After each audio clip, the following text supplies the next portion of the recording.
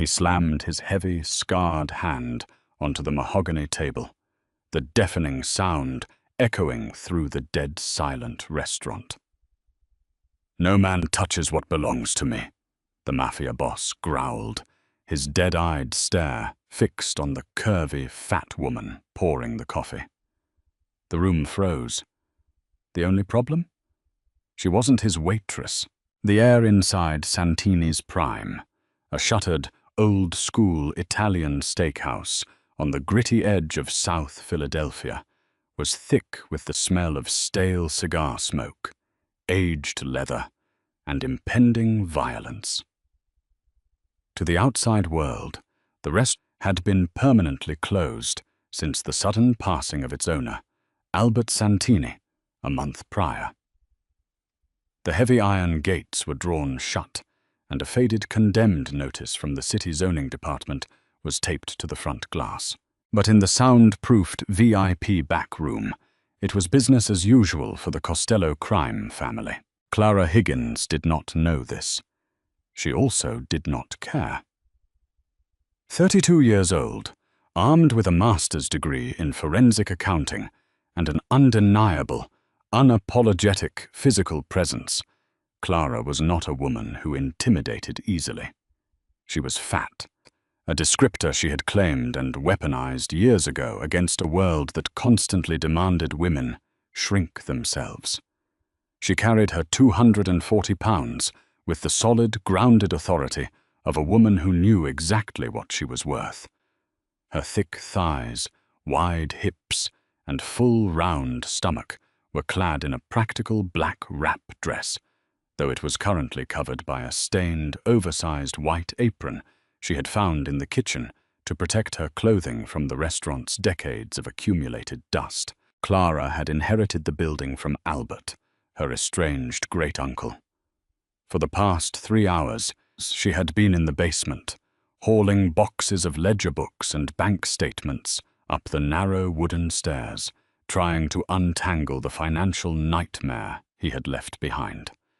She had discovered shell corporations, registered in Delaware, offshore accounts in the Cayman Islands, and glaring anomalies in the meat supplier invoices. Exhausted, thirsty, and covered in cobwebs, Clara had marched up to the main kitchen, brewed a pot of cheap, bitter coffee, and followed the low hum of muffled voices into the back corridor, assuming a group of squatters or city inspectors had broken in. She pushed open the heavy oak double doors with her hip, balancing a tray with a coffee pot and a single mug. The scene inside froze instantly. 6 men in tailored Italian suits sat around a circular poker table. The tension in the room was so thick it could have been cut with a meat cleaver. At the head of the table sat Dominic Costello. Dominic was a ghost in the criminal underworld, a man whose real name was whispered in federal wiretaps, taps but rarely spoken on the streets. Tall, broad-shouldered, and possessing a face that looked like it had been carved from cold marble, Dominic radiated a terrifying, quiet authority. His dark eyes locked onto Clara the second the hinges squeaked. To his right sat Anthony Santoro, a twitchy, hot-headed capo who was currently sweating through his silk shirt. Dominic had been in the middle of quietly dismantling Anthony's alibi regarding a missing shipment of untraceable automatic weapons down at the Navy Yard. Anthony was desperate, cornered, and looking for a distraction. "What the hell is this?" Anthony snapped, his voice cracking slightly as he turned his panicked aggression toward the door. "Who let the fat broad in here? We closed the restaurant, you stupid cow. Get out." Clara paused. She didn't drop the tray. She didn't gasp. She simply stared at Anthony, her dark eyes narrowing, assessing him the way she would a particularly annoying mathematical error on a tax return. She took a slow, deliberate step into the room, the heels of her boots clicking sharply against the hardwood floor. "Excuse me," she said, her voice smooth, calm, and utterly devoid of fear. "You deaf?" Anthony barked, standing up so abruptly his chair scraped violently against the floorboards. He was trying to play the tough guy, trying to show Dominic that he was in control of something, anything, in this room. He stomped over to where Clara stood, completely misreading the situation. He saw a plus-size woman in a dirty apron carrying a coffee pot, and his arrogant, mob-addled brain registered her as a lowly, disposable waitress who had somehow missed the memo that the restaurant was closed. "I said get out," Anthony sneered, reaching out and grabbing Clara's upper arm with a bruising, forceful grip. He yanked her forward, intending to shove her back out into the hallway. "And leave the coffee. Actually, no, pour it first, then get your heavy ass out of my sight." Clara's jaw clenched. The coffee in the glass pot sloshed dangerously. She planted her feet, using her low center of gravity and substantial weight to completely halt Anthony's momentum. He yanked again, surprised that he couldn't move her. "Let go of my arm," Clara said. It wasn't a plea. It was a warning. Before Anthony could open his mouth to hurl another insult, a sound ripped through the room. It was a low, guttural, terrifying vibration that seemed to rattle the crystal glasses on the mahogany table. Dominic Costello stood up. He didn't rush. He moved with the terrifying, fluid grace of an apex predator. He slammed his heavy, scarred hand onto the mahogany table, the deafening sound echoing through the dead-silent restaurant. "No man touches what belongs to me," the Mafia Boss growled. The temperature in the room plummeted. The other men at the table, seasoned killers and hardened enforcers, visibly recoiled, shrinking back into their leather chairs. Anthony froze, the blood draining from his face so fast he looked like a corpse. His grip on Clara's arm went entirely slack, his fingers trembling as he slowly turned his head to look at his boss. Dominic's dead-eyed, obsidian stare was fixed on Clara. He wasn't looking at her like she was a waitress.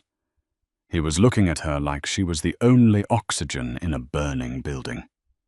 The room was perfectly, horrifyingly silent. Anthony slowly backed away, raising his hands in surrender, terrified that he had somehow offended the boss's secret mistress. The only problem was, Clara had absolutely no idea who this terrifying, handsome man was. Clara brushed a speck of dust off her sleeve where Anthony had grabbed her, her expression perfectly composed. She set the coffee tray down heavily on a nearby serving cart. The glass pot clinked against the ceramic mug. "First of all," Clara said, breaking the suffocating silence, her voice ringing out clear and sharp. She looked directly at Dominic, completely ignoring the terrified Anthony. "I don't belong to you. I don't belong to anyone. Secondly, this is a private building, and you are all trespassing." A collective, sharp intake of breath echoed around the poker table. One of the men in the back, a heavy-set enforcer named Leo, actually crossed himself. No one spoke to Dominic Costello like that. People who spoke to Dominic Costello like that usually ended up at the bottom of the Schuylkill River, weighed down with industrial cinder blocks. Dominic didn't pull a gun. He didn't shout. Instead, a slow, dangerous smirk tugged at the corner of his mouth. He stepped away from the table, closing the distance between them until he was standing less than 2 feet from her. He was towering, standing 6'4", but Clara didn't shrink back. She held her ground, her lush, full figure squared off against his broad, muscular frame. "Trespassing," Dominic repeated, his voice a dark, velvety rumble that sent an involuntary shiver down Clara's spine. His eyes slowly raked over her, taking in the soft curve of her jaw, the defiant fire in her eyes, the swell of her heavy breasts under the wrap dress, and the flare of her wide hips. It wasn't the dismissive, mocking gaze she was used to getting from arrogant men. It was a look of pure, unadulterated hunger. "That's a strong accusation for a waitress serving coffee in a condemned building." Clara let out a short, cynical laugh. She reached behind her neck and untied the strings of the stained white apron, pulling it over her head and tossing it carelessly onto Anthony's empty chair. "I'm not a waitress," Clara said, reaching into the pocket of her dress. The men in the room tensed, hands dropping instinctively toward the concealed holsters beneath their jackets. But Dominic held up a single finger, silently commanding them to stand down. Clara pulled out a folded, thick stack of legal documents and slapped them onto the mahogany table, right over the scattered poker chips. "My name is Clara Higgins. I am the sole heir and legal owner of this property," she stated, her tone shifting into the crisp, no-nonsense cadence of a forensic auditor presenting a damning report. "I'm also a certified public accountant, and for the last 3 hours I've been sitting in the basement looking through my late uncle's books, or more accurately, his second set of books." Dominic's smirk faded, replaced by a look of sharp, calculated intensity. "You boys have been sloppy," Clara continued, crossing her arms over her chest. "Uncle Albert was running a decent front, but whoever is managing your LLCs is an idiot. You've been inflating the meat supply costs by 300% to clean your cash, routing it through a dummy corporation in Newark, and pulling it back as franchise equity. It's amateur hour. A first-year IRS agent could dismantle your entire laundering operation in an afternoon with a calculator and a half-decent subpoena." Dead silence fell over the room again. Anthony looked like he was about to pass out. Leo was staring at Clara as if she were a mythological creature. Dominic looked down at the documents, then back up at the fat, beautiful woman who had just waltzed into his secret headquarters and calmly dissected a multi-million-dollar money-laundering syndicate. "You came up here to tell us this?" Dominic asked softly, taking another step closer. The scent of him, expensive bergamot, dark roast coffee, and a hint of gunpowder, wrapped around her. "You walk into a room full of armed men, tell them you know how they wash their blood money, and you expect to just walk out?" "I expect you to pay your rent," Clara shot back, tilting her chin up to meet his gaze. "Uncle Albert's legitimate estate is underwater. The property taxes haven't been paid in 2 years. By my calculations, your organization owes this estate exactly $412,000 in backdated lease agreements and hazard fees for utilizing the basement as a, well, judging by the bloodstains on the concrete, an interrogation room." Dominic actually laughed. It was a dark, rich sound that seemed to surprise his own men. $400,000, Dominic said, shaking his head slowly. He reached out, his large, calloused fingers gently brushing against the soft curve of Clara's cheek.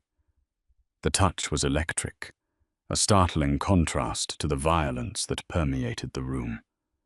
Clara's breath hitched, but she didn't pull away.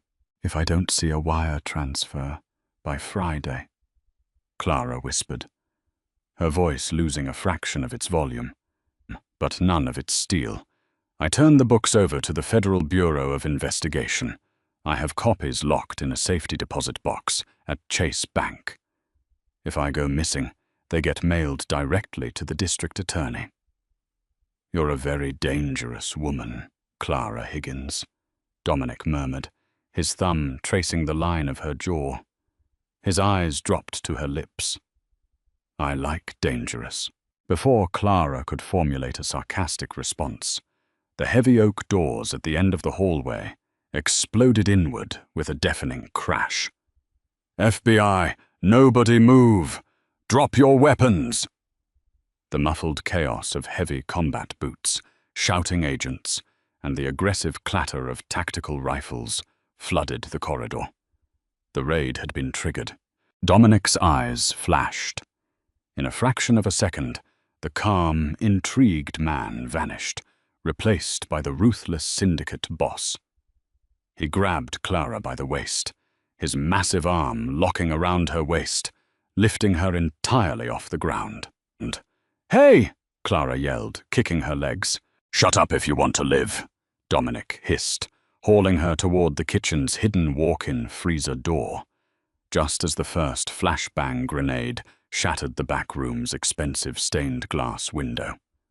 The world dissolved into a blinding white light and a ringing explosion. But all Clara could feel was the iron-tight, possessive grip of the most dangerous man in Philadelphia, pulling her into the dark. The freezing air of the walk-in meat locker hit Clara like a physical blow, a shocking contrast to the humid, blood-pumping chaos exploding in the back room.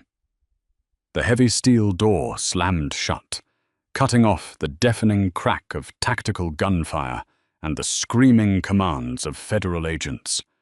Plunged into sudden, absolute darkness, Clara's senses were overwhelmed by the metallic scent of raw beef and the intoxicating, spicy cologne of the man practically carrying her.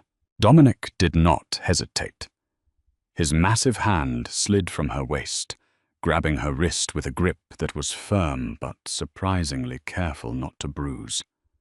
He pulled her past rows of swinging meat hooks that rattled ominously in the pitch black.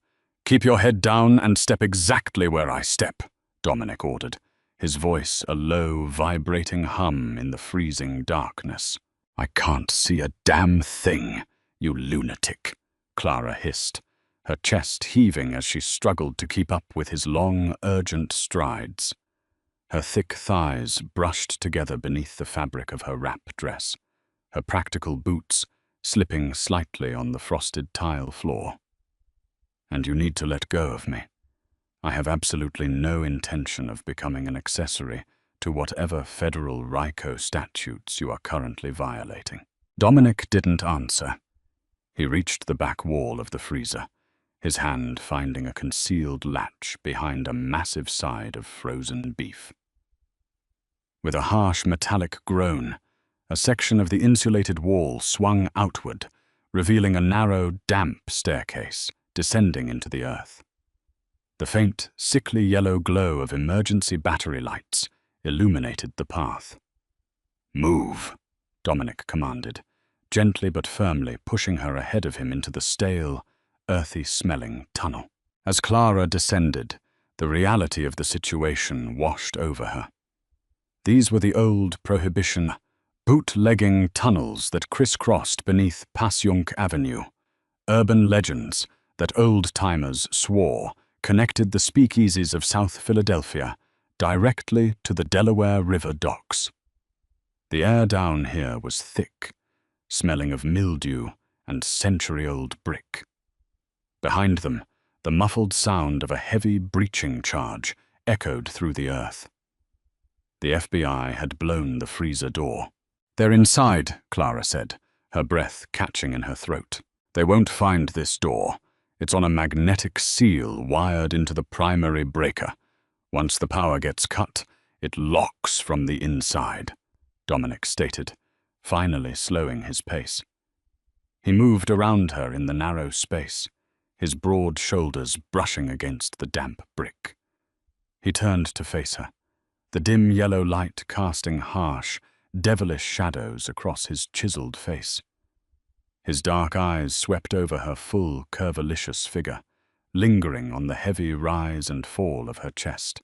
"You aren't panicking," Dominic noted, a slow, predatory smirk returning to his lips.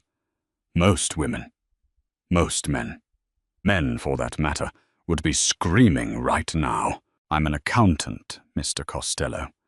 I panic over missing decimal points on quarterly tax filings, not heavily armed federal agents, Clara retorted, leaning back against the cool brick wall to put an inch of space between them. It was a futile effort. Dominic was too large, his presence too consuming. Besides, the FBI doesn't execute a no-knock raid on a shuttered restaurant with 50 tactical agents unless they have an ironclad warrant. Which means someone handed them something concrete, a ledger, a hard drive, or a co-conspirator's confession. Dominic's eyes narrowed, the smirk vanishing instantly. The dangerous mob boss returned, his mind working with terrifying speed. We sweep the restaurant for bugs every week.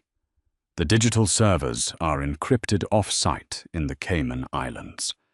The only way they got enough probable cause for a tactical breach is if someone on the inside served it to them on a silver platter. Someone who was desperate, Clara murmured, her analytical brain immediately piecing together the financial puzzle she had been working on in the basement. She looked up, meeting his dead-eyed stare. That rat-faced man sitting to your right, the one who grabbed my arm. Anthony Santoro, Dominic growled, the name tasting like poison in his mouth. In the ledger I was reviewing, there was a massive discrepancy in the Newark meat supply front. Clara explained, her hands instinctively moving as she talked, mapping out the numbers in the damp air. $3 million bled out over the last 8 months, funneled into a Delaware shell company called Blue Heron Holdings. But whoever did it was incredibly sloppy. They filed the LLC under a registered agent in Wilmington, but the tertiary beneficiary was tied to a personal checking account at Chase Bank. I memorized the routing number. Dominic stepped closer, completely invading her personal space.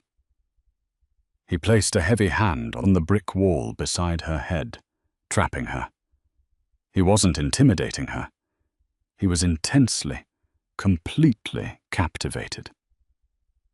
You deduced all of that in 3 hours? It's basic forensic tracing, Clara said, refusing to break eye contact, though her heart was hammering violently against her ribs. If Anthony is stealing from you, he knows it's only a matter of time before you find out. The easiest way to erase his debt and take over your territory is to give the FBI just enough evidence to lock you away for life.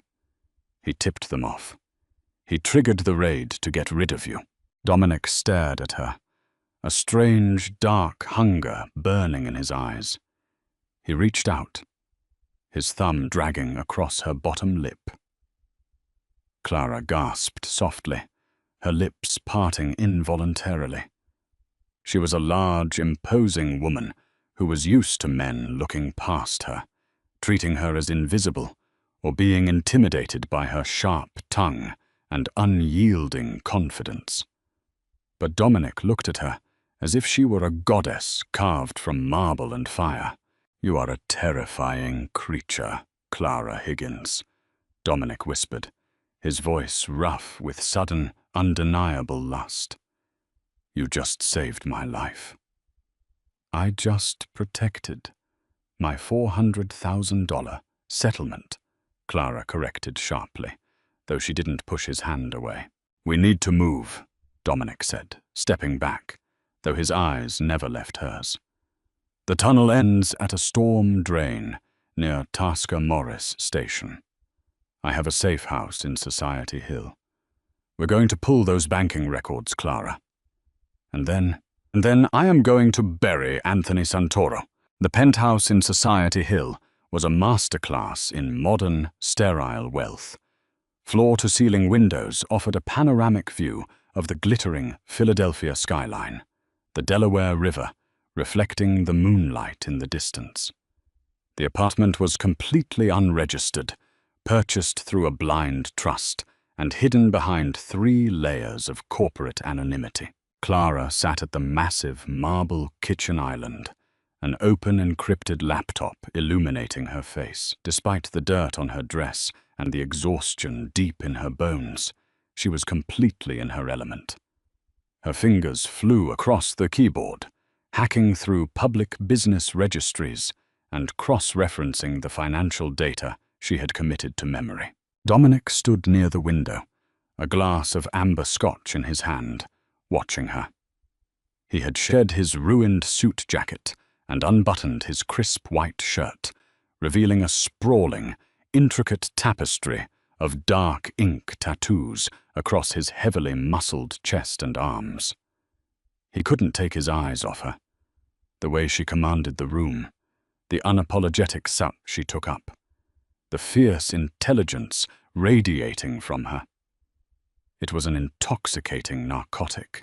"Got it," Clara announced, hitting the enter key with a triumphant snap. "Blue Heron Holdings. The registered agent is a law firm in Wilmington, but I bypassed their firewall and found the initial FinCEN filing. The suspicious activity report triggered a flag last month. The secondary signatory on the account is Maria Santoro, Anthony's sister." Dominic's grip on his heavy crystal glass tightened until his knuckles turned white. He washed the stolen money through his sister's name. The coward. "He didn't just wash it," Clara said, turning the laptop so Dominic could see the screen. "He transferred $2.5 million into an offshore account in Cyprus exactly 12 hours ago. He was liquidating his assets. He knew the raid was happening tonight. He planned to let you get arrested, clear out the cash, and vanish." "Not vanish," a new, trembling voice echoed from the hallway. "I planned to take over." Clara and Dominic both froze. Standing in the entrance to the living room was Anthony Santoro. He was holding a suppressed Sig Sauer 9mm pistol, his hand shaking violently, his eyes wide and bloodshot with frantic desperation. "How did you find this place?" Dominic asked, his voice deathly calm. He didn't reach for the weapon at his waist.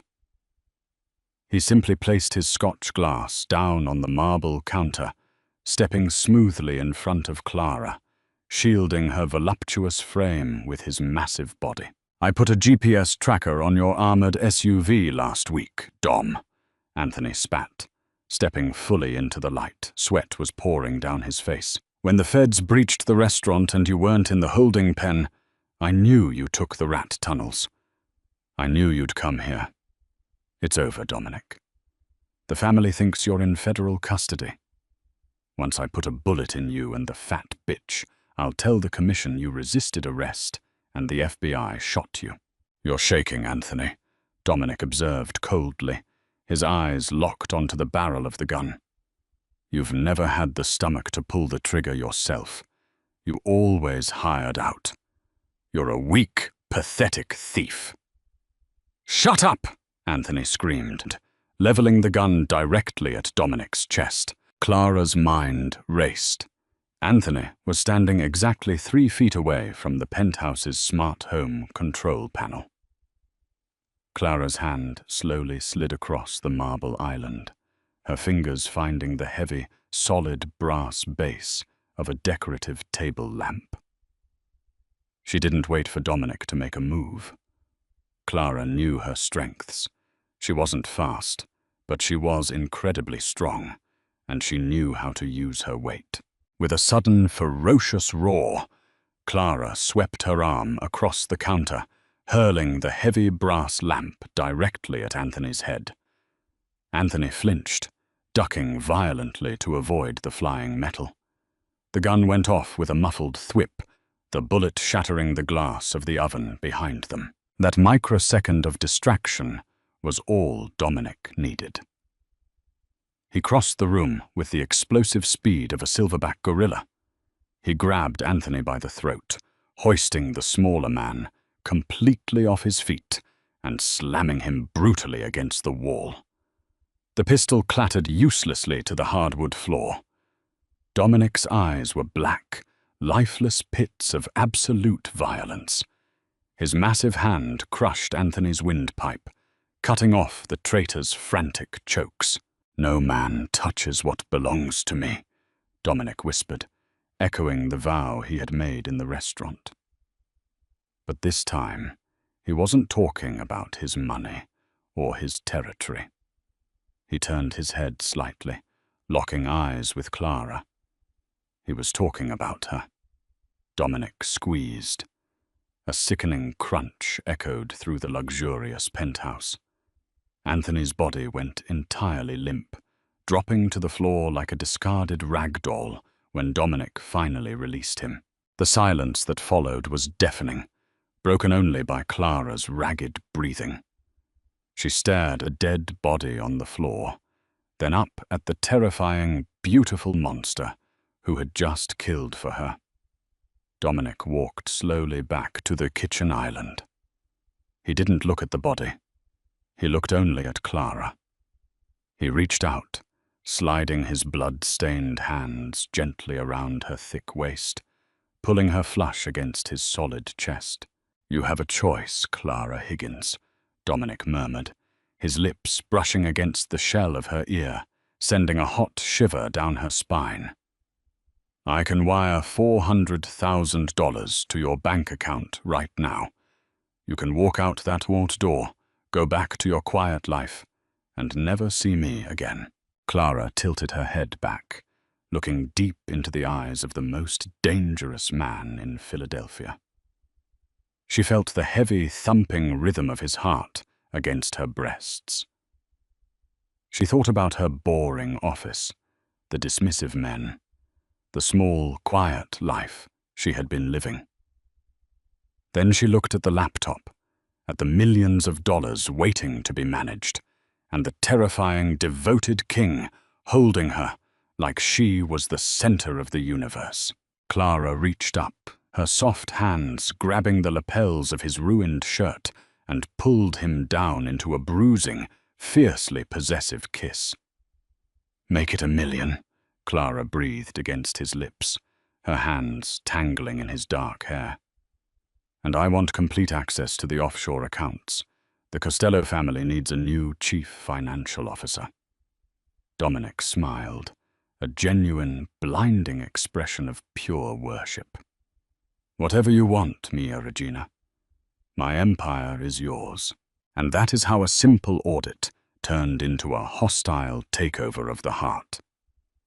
Clara proved that true power isn't about fitting into a size 2. It's about knowing your worth, outsmarting your enemies, and claiming the throne on your own terms. If you loved this intense, twisty mafia romance and want more stories featuring fierce, unapologetic, plus-size heroines who bring the underworld to its knees, hit that like button, share this story with your friends, and don't forget to subscribe for more thrilling audio dramas.